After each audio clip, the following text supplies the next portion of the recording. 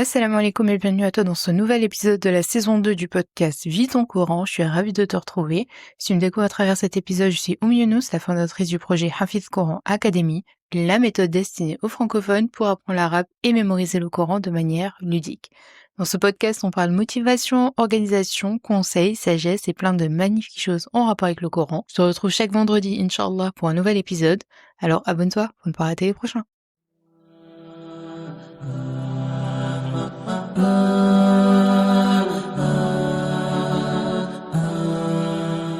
La semaine dernière, je te disais que j'allais t'annoncer un bel événement que j'organise prochainement, mais avant, nous allons méditer la sourate du jour et reste jusqu'à la fin de cet épisode, je t'annoncerai cet événement qui, je suis sûre, te plaira. Alors comme tu le sais, le Coran, c'est notre guide sur terre et on retrouve dans le Coran toutes les réponses à nos problématiques.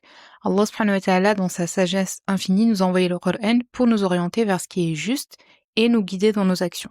Chaque ayah dans le Coran contient des enseignements qui sont profonds et qui répondent non seulement à nos questions du point de vue spirituel, qui est Allah subhanahu wa ta'ala, qu'est-ce qui va se passer le jour du jugement dernier, la vie après la mort, etc., mais également répondre à des défis que nous avons dans notre quotidien. Ce qui montre que la vie du musulman, elle ne se limite pas à la simple pratique de rites religieux, mais qu'elle englobe tous les aspects de la vie avec l'intention de plaire à Allah subhanahu wa ta'ala en suivant donc les principes du Coran et de la Sunna. Donc chaque expérience, chaque difficulté, chaque épreuve a un sens et une leçon qui nous rapproche d'Allah subhanahu wa ta'ala à condition de chercher dans le Coran les réponses à nos questions.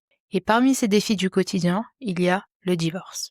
Allah subhanahu wa ta'ala aborde ce sujet avec une grande sagesse en nous offrant donc des directives qui sont claires sur la manière de gérer cette épreuve tout en préservant les droits des deux époux, de la famille et de la société donc de manière générale. Donc le divorce en islam, bien qu'il soit permis dans notre religion, est considéré comme une des dernières solutions après avoir épuisé toutes les possibilités de réconciliation. Et on retrouve dans plusieurs sourates donc le thème du divorce, mais la sourate qui donne le plus de détails en matière de divorce, c'est sourate Talaq.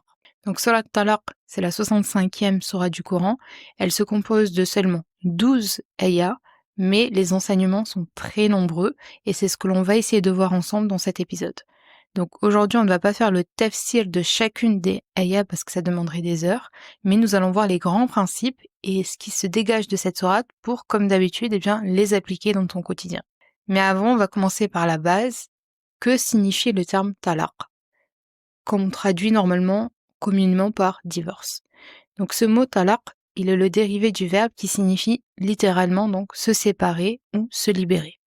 Donc c'est l'idée de relâcher quelque chose, de relâcher quelqu'un, et donc c'est l'acte qui va marquer la libération, la séparation donc d'une manière formelle. Donc dans le cas du mariage, donc le talaq, ça va désigner donc la rupture légale du lien donc marital. Donc on va se séparer de ce lien marital. En d'autres mots, donc le talaq, ça se traduit par le fait qu'une personne est libérée de son obligation de vivre dans une relation qui n'est plus viable avec une autre personne de manière officielle et surtout selon les prescriptions révélées par Allah subhanahu wa ta'ala. Mais quelles sont ces prescriptions qui sont révélées par Allah subhanahu wa ta'ala? C'est ce que nous allons méditer ensemble donc par la suite. Mais avant, on va s'arrêter juste sur la beauté du Coran et sur le choix des mots par Allah subhanahu wa ta'ala. Donc quand on médite sur le terme divorce en français, dans l'esprit de beaucoup de personnes, le terme divorce, c'est souvent perçu comme quelque chose de négatif, comme un échec, comme quelque chose qui est à éviter à tout prix. Et on va souvent poser la question, qu'est-ce qui n'a pas fonctionné entre vous? Qui a voulu divorcer? Qu'est-ce qu'il s'est passé? Etc. Donc dans notre esprit, le divorce est associé à des sentiments de chagrin, de perte. Mais quand on médite sur le thème talaq, dans son sens premier qui est donc de se libérer d'une chose ou de quelqu'un, donc en l'occurrence ici dans le mariage, donc de se libérer de quelqu'un, eh bien on va changer notre vision sur le divorce. Et cette libération, elle peut porter sur différentes choses. Dans un mariage où l'harmonie ou la tranquillité n'existe plus, eh bien rester dans une telle relation, ça peut être une source de souffrance, que ce soit une souffrance émotionnelle, une souffrance physique, une souffrance mentale. Et donc le talaq, il devient donc un moyen de se libérer de cette souffrance. Et donc c'est une sorte de délivrance où la personne n'est plus obligée de rester dans une situation qui la prive de son bien-être. Et quand on médite donc sur le divorce en tant que délivrance, eh bien le divorce n'est plus perçu comme un échec, mais comme un choix pour la préservation de la paix intérieure des deux personnes.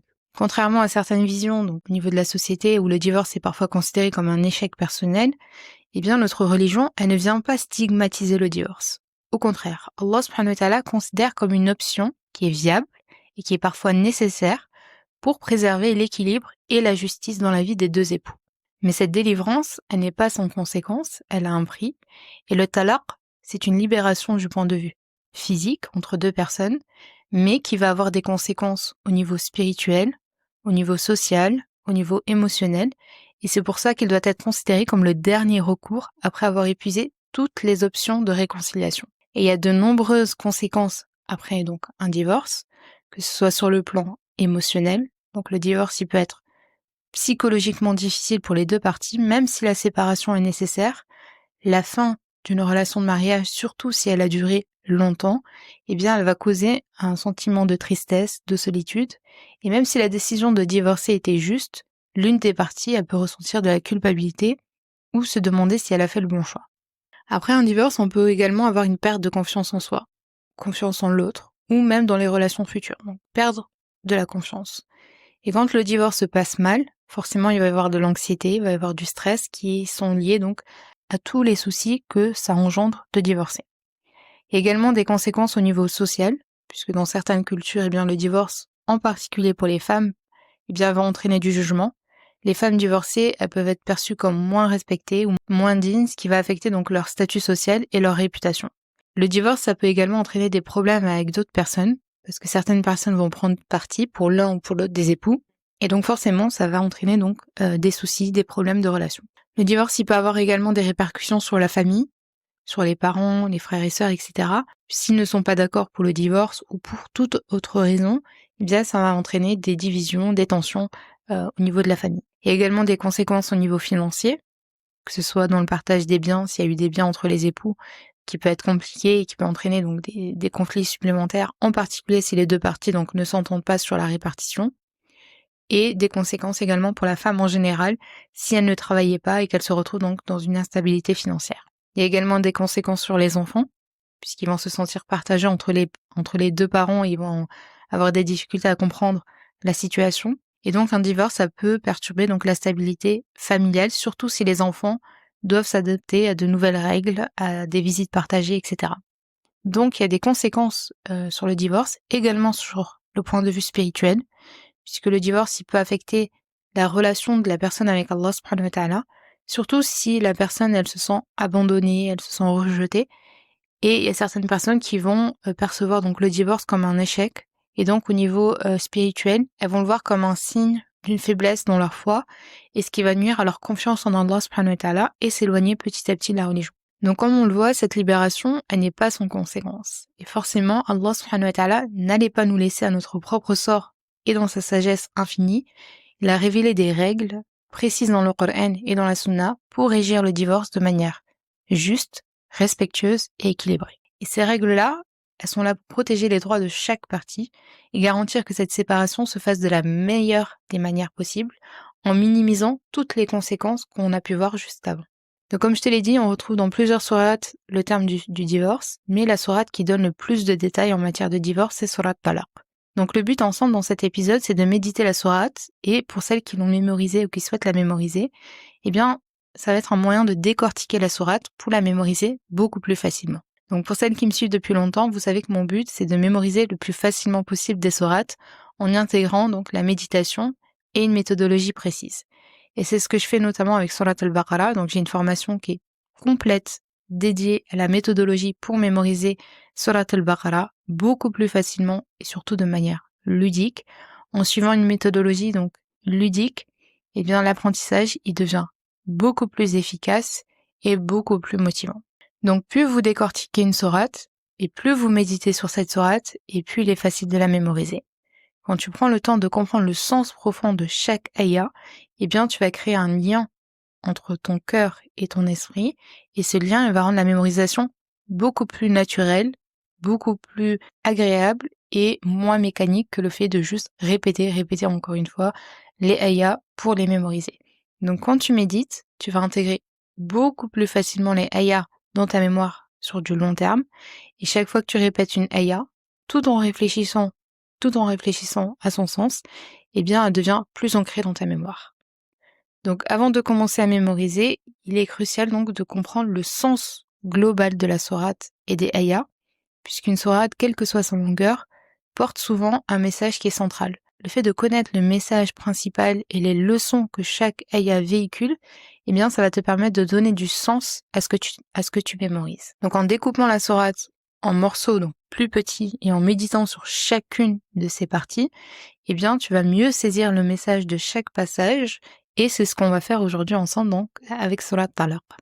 Donc, on peut diviser Surat Talaq en plusieurs parties, mais aujourd'hui, j'ai décidé de la séparer en 2 parties, et je vais t'expliquer pourquoi au fil de l'épisode, Inch'Allah. Alors, donc, la sourate, elle se compose de 12 ayats, et nous allons diviser donc la sourate en 2 parties. La première partie, elle va aller des ayats 1 à 7, et la seconde partie des ayats 8 à 12. Donc, on commence avec la première partie, donc les ayats 1 à 7. Donc, cette première partie, elle va traiter des règles et des directives concernant le divorce. Donc, on a les ayats 1 et 2, dans laquelle on va voir plusieurs choses. Premièrement, on va voir le moment du divorce. Donc, les 2 premières ayats de Surat Talaq, elles vont insister sur la nécessité de respecter la période de Idda, donc après le divorce. Donc, c'est la période durant laquelle la femme doit rester dans le domicile. Et cette Idda, elle dure combien de temps? Eh bien, la durée, elle est également inscrite dans Surat Talaq. Donc, la règle est que la période de Idda dure 3 cycles menstruels. Donc, ça signifie que la femme doit attendre la fin de ces 3 cycles menstruels avant de pouvoir prétendre à se remarier. Et l'exception à cette règle des 3 cycles menstruels, eh bien, on la retrouve à la ayah 4 de Surat Talaq. Si une femme n'a pas de menstru à cause de la ménopause ou d'une maladie, eh bien, sa période de Idda sera de 3 mois. Autre exception que l'on retrouve dans la ayah 4 de Surat Talaq, si l'épouse est enceinte, la période de Idda ne sera pas fixée par un nombre de mois ou de jours, mais elle dépendra de l'accouchement. Donc la femme, tant qu'elle est enceinte, sa période de Idda se prolonge jusqu'à ce qu'elle ait donné naissance donc à son enfant. Et la question qu'on peut se poser, c'est pourquoi Allah subhanahu wa ta'ala a prescrit donc aux époux qui soient divorcés cette fameuse période de Idda. Eh bien, Allah subhanahu wa ta'ala a prescrit cette période pour plusieurs raisons. La première des raisons, c'est que cette période de Idda va permettre aux époux un temps de réflexion, un temps d'introspection, avant de prendre la décision finale s'ils décident de divorcer ou non.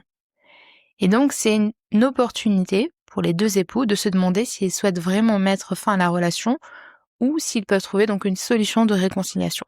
Ensuite, l'une des raisons de la Idda, c'est également de protéger les droits de la femme dans une période de vulnérabilité après le divorce. Donc, cette période de Idda, elle va garantir à l'épouse un logement approprié, c'est toujours dans Surat Talaq, dans les premiers versets, une prise en charge financière de la part de son ex-mari, ou futur ex-mari donc, en fonction de ses moyens, et un espace de tranquillité, parce qu'Allah subhanahu wa ta'ala nous dit, dans Surat Talaq, le mari doit fournir un logement convenable et un entretien à la femme pendant sa période de Idda. Donc elle ne doit pas être expulsée de manière injuste ou forcée de son domicile, et la femme doit être traitée avec respect, même après la séparation, et ses droits doivent être respectés. Le but de cette Idda, c'est également de s'assurer qu'il n'y a pas de grossesse. C'est pour ça qu'on va attendre 3 périodes de menstrues. Si la femme est enceinte au moment du divorce, eh bien cette période, elle va permettre de déterminer clairement qui est le père de l'enfant. Et donc ça va éviter toute incertitude concernant la filiation de l'enfant et de garantir donc les droits de l'enfant, notamment en matière d'héritage, de soins et de responsabilité parentale. Et donc cette Idda va montrer la miséricorde d'Allah subhanahu wa ta'ala pour le bien-être des femmes, mais également des enfants, puisqu'elle va prendre en compte les besoins des femmes enceintes, puisqu'Allah subhanahu wa ta'ala, dans sa miséricorde, cherche à offrir un cadre de sécurité pour la femme.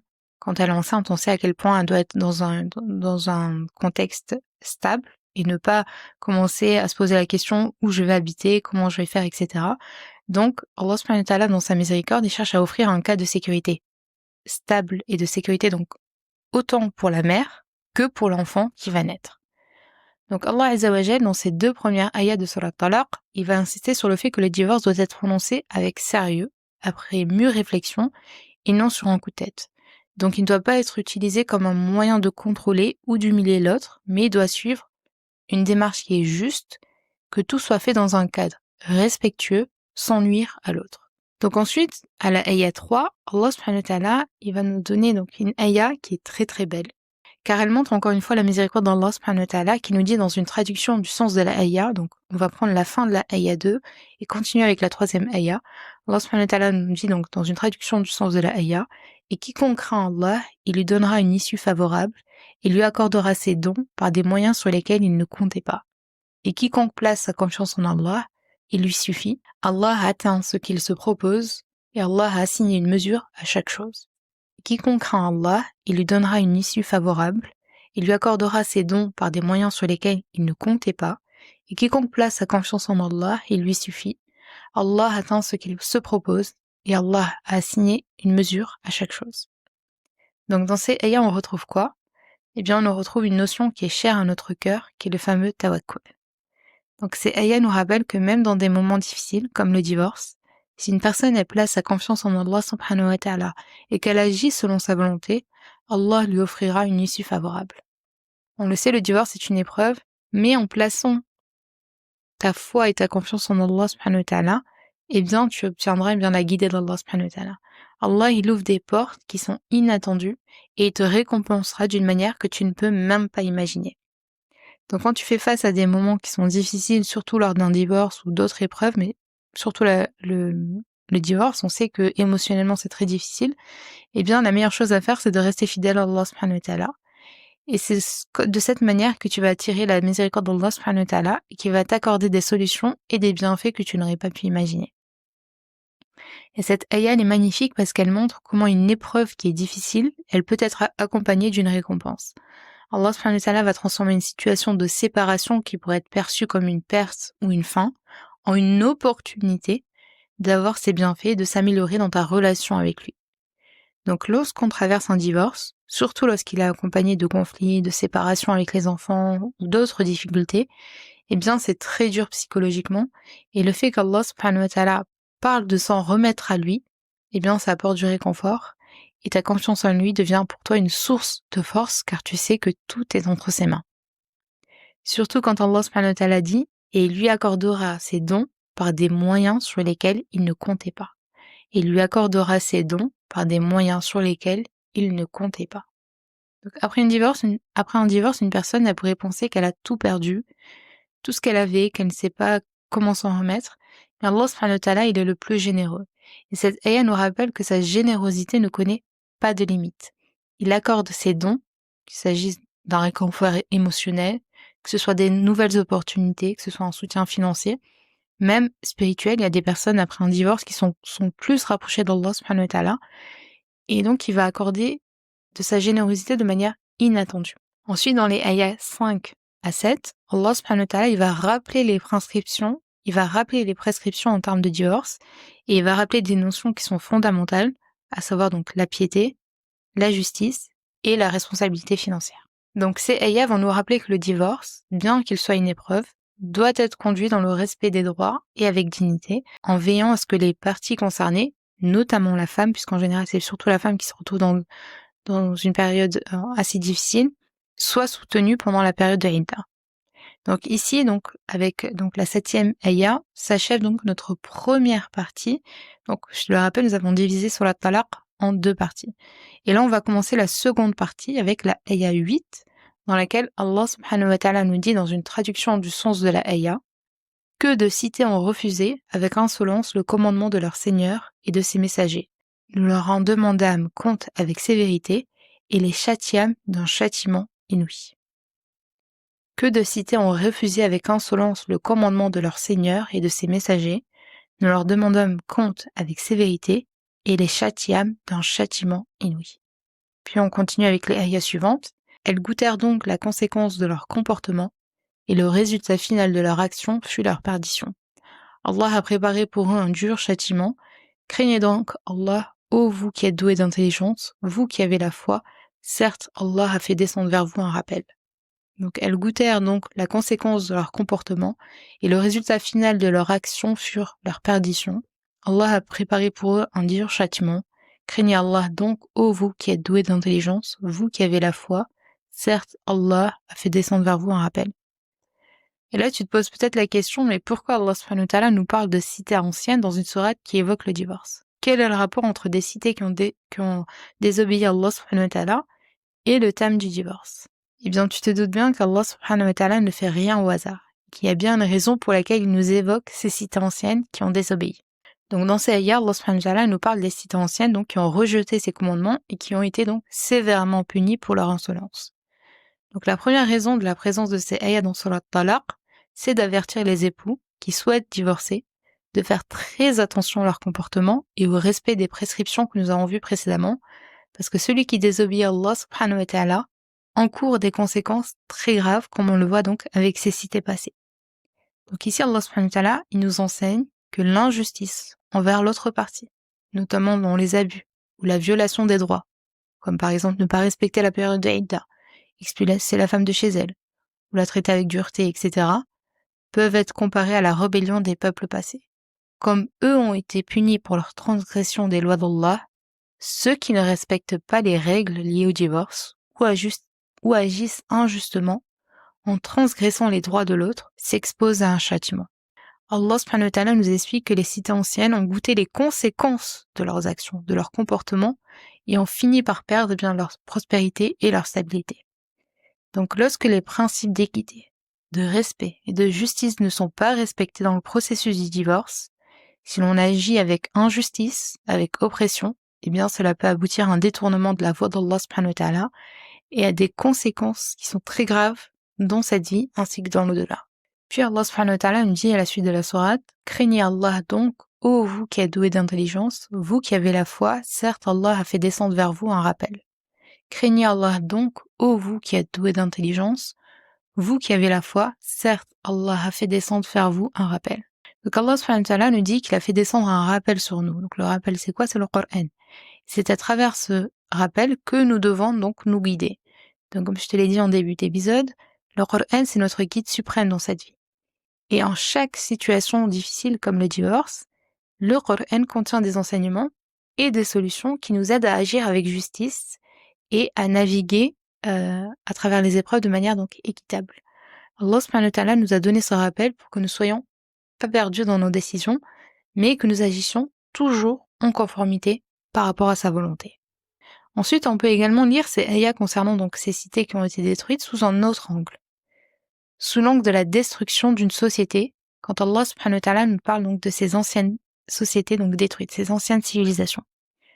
On le sait, la cellule familiale, c'est le fondement de la société. Si on veut pervertir ou détruire une société, on s'en prend à la famille. Il suffit de voir ce qui se passe de nos jours et sur quoi certaines personnes mal intentionnées concentrent leurs efforts pour le confirmer. Donc la famille, c'est le pilier de la société. C'est l'endroit où se transmettent les valeurs, que ce soit spirituelles, que ce soit morales, que ce soit sociales. Et si on détruit ce foyer, eh bien on met à mal la société.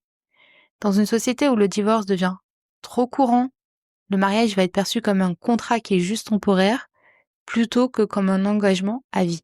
Et cette perception du contrat de manière temporaire, ça va nuire aux valeurs de responsabilité, aux valeurs d'engagement envers son partenaire, envers sa famille et envers la société de manière générale. Donc le mariage doit être basé sur un engagement qui est profond, sur une fidélité, sur une responsabilité qui est partagée, et non pas sur un engagement qui ne doit pas être durable. Donc la famille, c'est le premier lieu d'éducation, de socialisation, de transmission des valeurs, et si les familles se disloquent fréquemment, qu'elles divorcent, eh bien, il devient de plus en plus compliqué, difficile de maintenir cette stabilité sociale. Les enfants vont grandir dans des foyers qui sont séparés et ils ne vont pas recevoir les mêmes valeurs et enseignements qu'ils auraient pu recevoir dans une structure familiale qui est stable. Donc, quand le divorce il devient trop fréquent, les personnes elles vont commencer à considérer que la rupture, c'est une solution qui est acceptable pour résoudre les conflits.